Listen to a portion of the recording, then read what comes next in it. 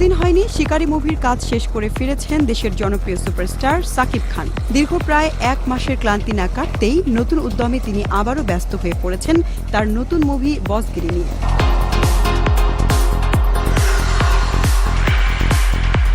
নতুন লুক, নতুন গেটআপ আর নতুন স্টাইলের চমক নিয়ে সাকিব আসছেন এই মুভিতে। আজকের থেকে শুরু হয়ে 22 তারিখ পর্যন্ত টানা শুট হবে অ্যান্ড এরপর সাকিব ভাই জাস্ট লন্ডন যাবে শিকারির গান শুট, অ্যান্ড সেখান থেকে ফিরে আসার পর 2 তারিখ থেকে আগামী মাসের জুনের 18 পর্যন্ত টানা শুট হবে। মুভিতে সাকিবের বিপরীতে কে থাকছেন তা নিয়ে চলছে গিমিক আর লুকোচুরি। আর নায়িকা বিষয়ে এখনো কিছু খোলাসা করেনি সাকিবের মেন্টাল মুভির পরিচালক শামীম আহমেদ রনি। 14 মে আনুষ্ঠানিক ঘোষণায় প্রকাশ করা হবে নায়িকার নাম।